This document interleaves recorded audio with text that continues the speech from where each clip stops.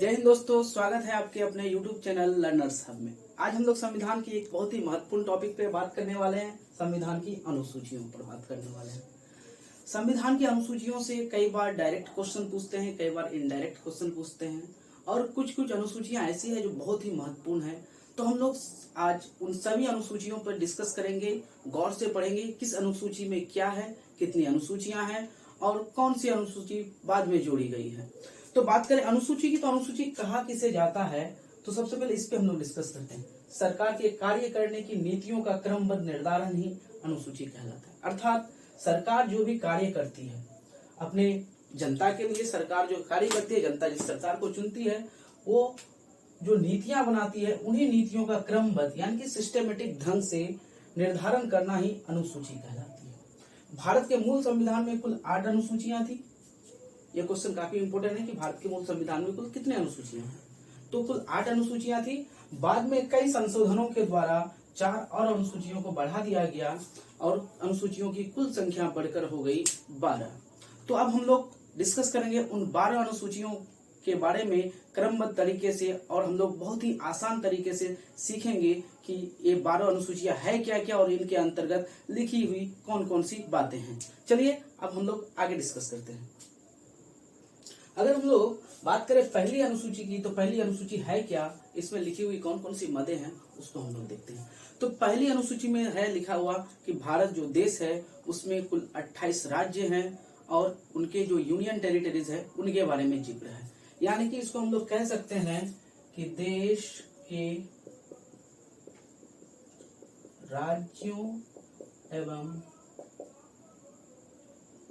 UTs यानी कि union territories का उल्लेख है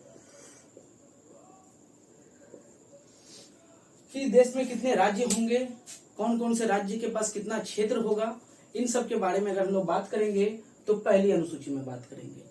अगर किसी देश, किसी राज्य का या यूनियन टेरिटरीज का बाउंड्री लाइन को घटाया जाए, बढ़ाया जाए, या किसी राज्य के नाम में परिवर्तन किया जाए, या फिर किसी राज्य के बाउंड्री लाइन में परिवर्तन कर दिया जाए, तो वैसी सारी मदें आती है अनुसूची 1 के अंतर्गत। अभी हम लोग देखेंगे कि एक राज्य था हमारा जम्मू कश्मीर। जम्मू कश्मीर का नाम, जम्मू कश्मीर एक राज्य था जिसको 2 भागों में बांट दिया गया, लद्दाख और जम्मू और कश्मीर, जो कि 2 यूनियन टेरिटरीज बन गया। ठीक, तो ये सारी चीजें किस अनुसूची के तहत आएंगे, तो पहली अनुसूची के तहत। क्वेश्चन एग्जाम में पूछता है कि पहली अनुसूची में क्या क्या चीजें आती है, इस तरह का नहीं। एग्जाम में क्वेश्चन आपको इस टाइप से पूछा जाएगा कि बताइए जम्मू कश्मीर राज्य पुनर्गठन अधिनियम के तहत जम्मू कश्मीर को और लद्दाख को यूनियन टेरिटरीज बनाया गया, इसमें संविधान की कौन सी अनुसूची में संशोधन किया गया, तो आपका आंसर होगा अनुसूची 1। यानी कि देश के राज्य और उनके यूनियन टेरिटरीज के क्षेत्रफल में वृद्धि, घटी, कमी, इन सब चीजों का जिक्र होता है अनुसूची 1 में। अब हम लोग आते हैं अनुसूची 2 में। तो अनुसूची 2 का अगर हम लोग संबंध देखेंगे तो अनुसूची 2 का संबंध है वेतन, भत्ता और पेंशन से। वेतन, भत्ता और पेंशन, यानी कि वेतन, भत्ता और पेंशन कहने का अर्थ है कि जितने भी प्रशासनिक लोग हैं या फिर जितने भी लोग सेवा में हैं उनके वेतन के बारे में जिक्र हो, चाहे राष्ट्रपति हो, प्रधानमंत्री हो, उपराष्ट्रपति हो, या फिर सर्वोच्च न्यायालय के मुख्य न्यायाधीश की वेतन हो, उच्च न्यायालय के न्यायाधीशों की वेतन हो, उन सभी वेतनों की अगर हम लोग बात करें तो वेतन, भत्ते और पेंशन की अगर बात करें तो वेतन, भत्ता और पेंशन दूसरी अनुसूची के अंतर्गत हमारे संविधान में लिखा गया है। अगर मान के चले राष्ट्रपति का वेतन 2 लाख से बढ़कर 3 लाख कर दिया जाता है, सपोज हम लोग कर रहे हैं, तो अब आपको क्वेश्चन पूछेगा राष्ट्रपति के वेतन में वृद्धि का संबंध या फिर राष्ट्रपति के वेतन में कटौती का संबंध किस अनुसूची से है, तो अनुसूची 2 से। अब हम लोग बात करते हैं अगली अनुसूची, तो अनुसूची 3 की। तो अनुसूची 3 की अगर मदों की बात की जाए तो अनुसूची 3 के अंतर्गत आते हैं शपथ ग्रहण।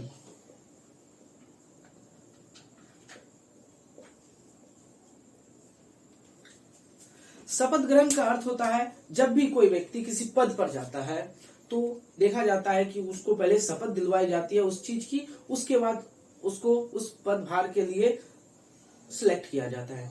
जैसे कि आप देखे होंगे कि प्रधानमंत्री द्वारा शपथ लिया जाता है, मुख्यमंत्रियों द्वारा शपथ लिया जाता है, जितने भी नेता चुन के जाते हैं उनको पहले शपथ दिलाई जाती है कि वो अपने कार्य के प्रति निष्ठावान रहेंगे, भारतीय संविधान की रक्षा करेंगे, देश के लोगों की सेवा में न्यौछावर रहेंगे। इन सब चीजों की अगर शपथ की बात की जाए तो शपथ ग्रहण का संबंध है अनुसूची 3 से। अब आपको क्वेश्चन इस तरह से पूछ दिया जाएगा कि जो भारत के राष्ट्रपति का शपथ ग्रहण संविधान की कौन सी अनुसूची में वर्णित है, तो चौक नहीं जाना है। जितने भी शपथ ग्रहण की बातें आएंगी, शपथ से रिलेटेड सभी चीजें अनुसूची 1 में। ठीक, इसको हम लोग एक बार रिकॉल कर लेते हैं। देश राज्य के क्षेत्रफल में बढ़ोतरी या फिर राज्य को विभाजित कर देना, राज्य का नाम अलग कर देना, अनुसूची 1 के अंतर्गत। वेतन भत्ता और पेंशन की बात आएगी अनुसूची 2 में, और शपथ ग्रहण की बात आएगी अनुसूची 3 में। अब हम लोग आगे की अनुसूचियों को देखते हैं। अगर हम लोग चौथी अनुसूची की बात करें तो चौथी अनुसूची के अंतर्गत आता है राज्यसभा के सीटों का बंटवारा। अर्थात किस राज्य को कितनी सीटें दी जाएंगी,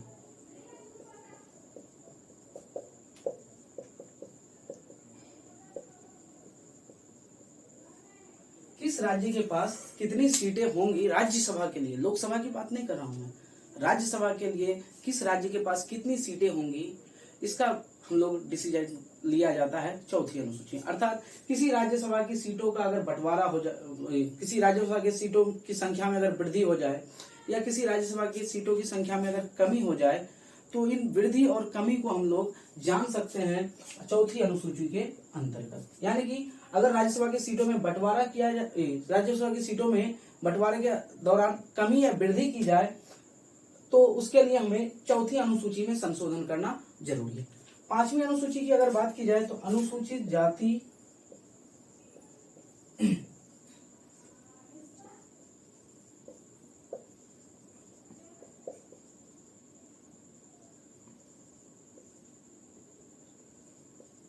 जनजातीय क्षेत्र। अनुसूचित जाति और जनजातीय क्षेत्र के प्रशासन एवं नियंत्रण की संपूर्ण जानकारियों का उल्लेख आपको मिल जाएगी 5वीं अनुसूची में। अर्थात कि कही जाए बात तो अगर कहा जाए कि 5वीं अनुसूचित जाति और जनजातीय क्षेत्रों का उल्लेख कहाँ किया गया है, तो अनुसूचित जाति और जनजातीय क्षेत्र का उल्लेख किया गया है 5वीं अनुसूची में। अब हम लोग आते हैं छठी अनुसूची में। अब अगली बात करें हम लोग छठी अनुसूची, तो छठी अनुसूची के अंतर्गत आते हैं असम, त्रिपुरा, मिजोरम और मेघालय के अनुसूचित जाति एवं जनजातीय क्षेत्र। अर्थात कहा जाए तो 5वीं अनुसूची का संबंध भी अनुसूचित जाति और जनजातीय क्षेत्रों से है तथा छठी अनुसूची का भी संबंध अनुसूचित जाति और जनजातीय क्षेत्रों से है। तो यहाँ पे जब दोनों अनुसूचियों में अनुसूचित जाति और जनजातीय क्षेत्रों का वर्णन है, तो यहाँ से सवाल बनना लाजमी होता है। ठीक, क्योंकि आपको यहाँ पे बहुत सारा कंफ्यूजन होने वाला है। तो यहाँ पे देखना है हम लोग को छठी अनुसूची में केवल 4 स्टेट्स असम, त्रिपुरा, मिजोरम और मेघालय के अनुसूचित जाति और जनजातीय क्षेत्रों के प्रबंधन और नियंत्रण के बारे में उल्लेख किया गया है। ठीक, इसको हम लोग इस तरह से भी याद कर सकते हैं ATMM, अर्थात असम, त्रिपुरा, मिजोरम और मेघालय। ठीक, अब हम लोग अगली अनुसूची को देखते हैं। 7वीं अनुसूची की हम बात करें तो 7वीं अनुसूची को VVI लिख लीजिए। बहुत सारे एग्जाम्स में, वनडे एग्जाम में यहाँ से क्वेश्चन लिए जा रहे हैं 7वीं अनुसूची से। 7वीं अनुसूची का संबंध है शक्तियों के बंटवारे से।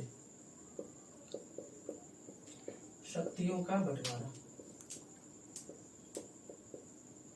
अर्थात सेपरेशन ऑफ पावर्स। शक्तियों का बंटवारा हम लोग 3 तरह से कर सकते हैं। ठीक, एक होता है केंद्र सूची की शक्तियां, राज्य सूची की शक्तियां और समवर्ती सूची की शक्तियां।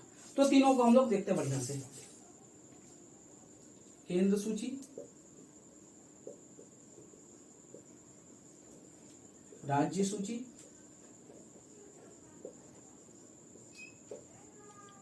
समवर्ती सूची।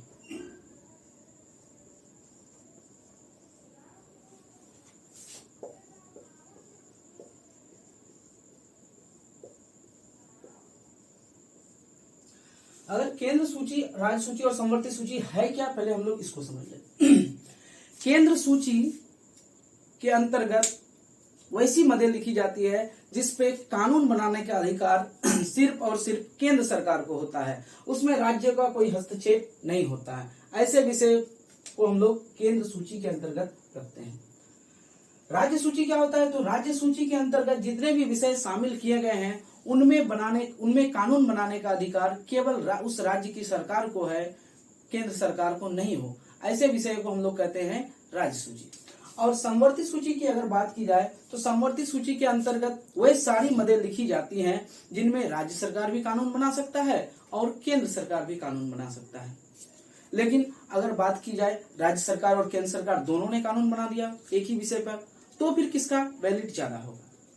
तो हम लोग देखते हैं कि संघ के पास सबसे ज्यादा शक्ति होती है, केंद्र के पास ज्यादा पावर होता है। तो ऐसी स्थिति में जब एक ही विषय पर राज्य सरकार द्वारा भी कानून बना दिया जाए और केंद्र सरकार द्वारा भी कानून बना दिया जाए, तो ऐसी स्थिति में राज्य सरकार द्वारा बनाया गया कानून निरस्त हो जाता है और वहां पे केंद्र सरकार का द्वारा बनाया गया कानून मान्य होता है।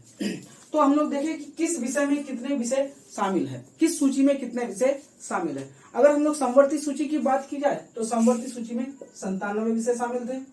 राज्य सूची की बात की जाए तो राज्य सूची में 66 विषय और समवर्ती सूची की बात की जाए तो समवर्ती सूची में कुल 47 विषय शामिल थे। पहले 66 विषय और 47 विषय शामिल थे, लेकिन धीरे धीरे करके इन विषयों को घटाया बढ़ाया भी गया। लेकिन वर्तमान में अगर बात की जाए तो वर्तमान समय में केंद्र सूची में कुल 100 विषय है, राज्य सूची में कुल 61 विषय है और समवर्ती सूची में कुल 52 विषय शामिल है।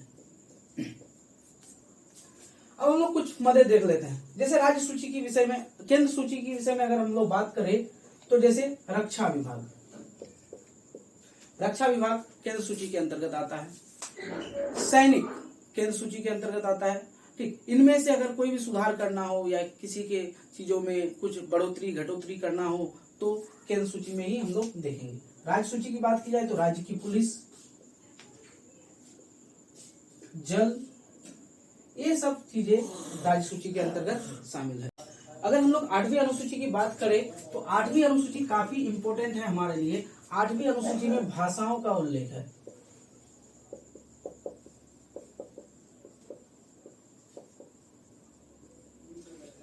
संविधान में कुल 14 ऐसी भाषाएं थी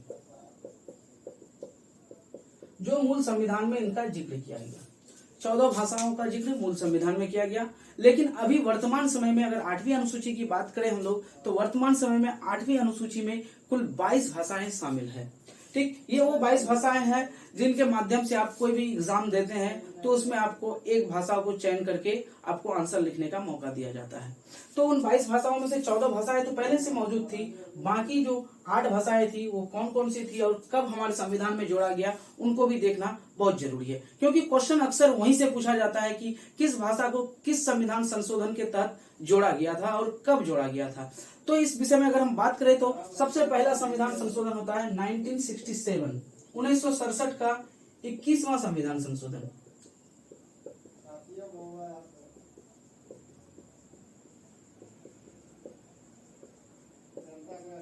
इस संशोधन के तहत मात्र एक भाषा को जोड़ा गया, वो था सिंधी। सिंधी भाषा को संविधान के 21वां संविधान संशोधन द्वारा 1967 में 8वीं अनुसूची का भाग बनाया गया। अगला जो होता है 1992 का, जस्ट इससे 50 संविधान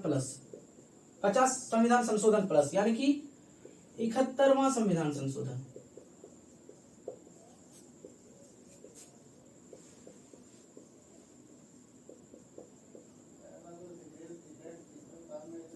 और 21वां संविधान संशोधन के तहत हम लोगों ने 3 और भाषाओं को 8वीं अनुसूची का भाग बनाया, वो था मणिपुरी,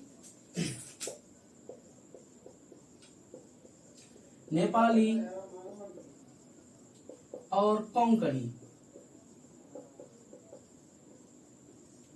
14 पहले से थे, 15, 16, 17, 18। अब हम लोग बात की जाए और 4 भाषाओं की तो फिर से एक संविधान संशोधन होता है 2003 में। 2003 का जस्ट इससे 21 प्लस, अर्थात जो ये साल था वही 1992 का, तो 92वां संविधान संशोधन।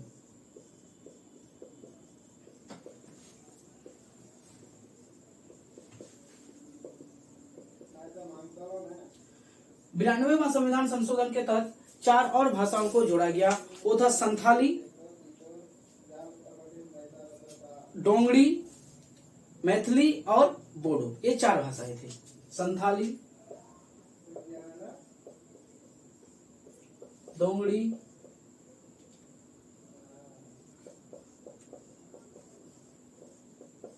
बोडो और मैथिली।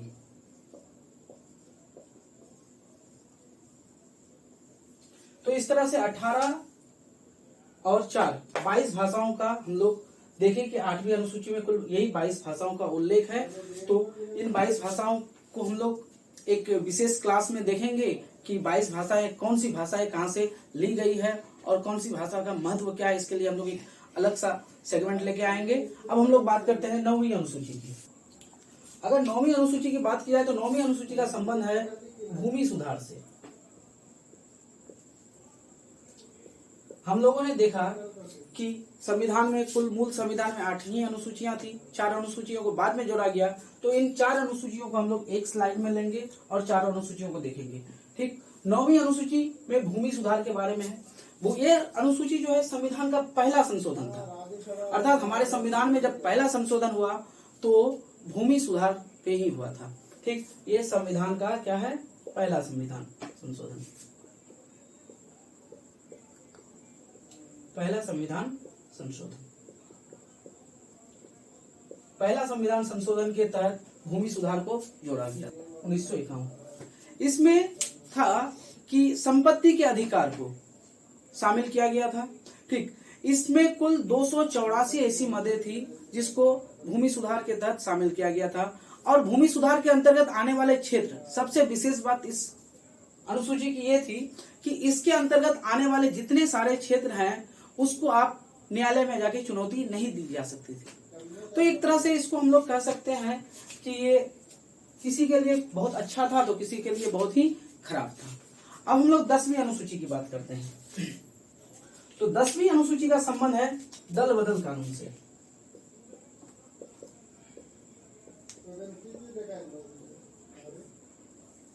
दल बदल कानून, ठीक, ये नाम से ही आप लोग को समझ में आता है कि दल बदल कानून क्या है। ये आया था 1985 में, 1985 में। दल बदल कानून के तहत आप देखते हैं कि आए दिन विधायक वगैरह एक दल का सदस्यता छोड़कर दूसरे दल में चले जाते हैं, दूसरे दल के साथ अपना सरकार स्थापित कर लेते हैं। तो इन्हीं के लिए एक विशेष कानून बनाया गया, दल बदल कानून, ताकि विधायक जो है एक पार्टी से जीतकर दूसरे पार्टी में जाए तो उनके लिए कुछ रेस्ट्रिक्शंस हो, कुछ पावर्स हो, ताकि आने वाले जो विधायक हैं ठीक इस तरह की गलतियां ना करें।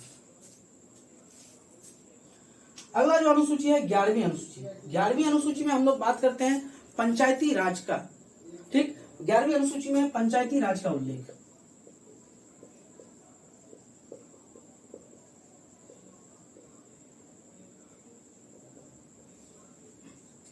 अर्थात पंचायत में कौन कौन से कार्य होंगे, मुखिया के पास कितनी पावर होंगे, ठीक, सरपंच के पास क्या क्या पावर होगा, ठीक, इन सब बातों को हम लोग जिक्र करते हैं पंचायती राज में। ठीक, 11वीं अनुसूची में। और इस अनुसूची को कब जोड़ा गया? तो इस अनुसूची को जोड़ा गया 73वां संविधान संशोधन।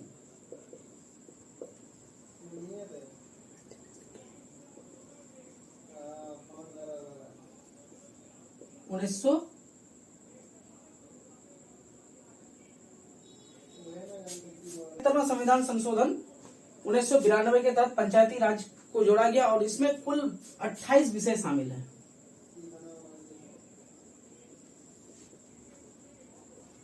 अर्थात पंचायती राज का जो गठन होगा उसमें 28 ऐसे विषय हैं जिसपे डायरेक्ट जो पंचायत राज के प्रधान होते हैं, मुखिया, कानून बना सकते हैं। सॉरी, थोड़ी तकनीकी खराबी की वजह से फिर से वीडियो को शूट करना पड़ रहा है। तो हम लोग बात करते हैं 11वीं अनुसूची की। तो 11वीं अनुसूची में पंचायती राज का उल्लेख है और पंचायती राज का उल्लेख जो है 11वीं अनुसूची को संविधान के 73वां संविधान संशोधन 1992 के तहत जोड़ा गया।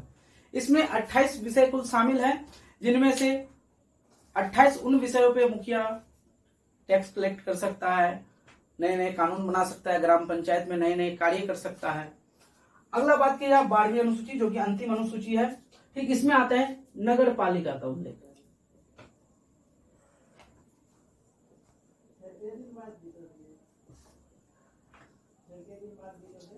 ये संविधान के 74वें संविधान संशोधन जोड़ा गया, 74वां संविधान संशोधन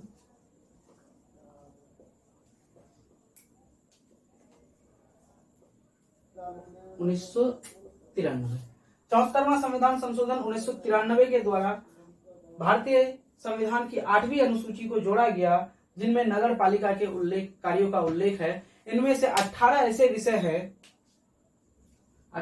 ऐसे हैं जिनमें नगर पालिका अपना कानून नियम बना सकता है। तो इस तरह से एक बार हम लोग देख लेते हैं 9वीं अनुसूची, पहला संविधान संशोधन 1951 के द्वारा जोड़ा गया। 10वीं अनुसूची जो दल बदल कानून था संविधान के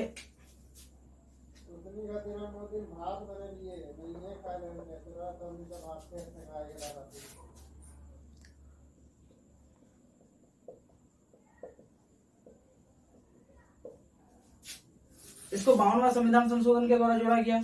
11वीं अनुसूची जो पंचायती राज का उल्लेख करता है 73वां संविधान संशोधन 1992 के द्वारा जोड़ा गया। और 12वीं और अंतिम अनुसूची 74वां संविधान संशोधन के द्वारा 1993 में जोड़ा गया। तो इस तरह से हम लोगों ने देखा कि संविधान की 8वीं अनुसूची में कुल 12 संविधान की जो 12 अनुसूचियां उनको हम लोगों ने देखा। ठीक, आई होप आपको ये वीडियो अच्छा लगेगा, और जिस तरह से आप लोग प्यार दे रहे हैं हमारे चैनल को सब्सक्राइब कीजिए, लाइक कीजिए और हमें सपोर्ट कीजिए, थम्स अप कीजिए और पुशअप कीजिए हमारी टीम को आगे बढ़ने के लिए। Thank you very much.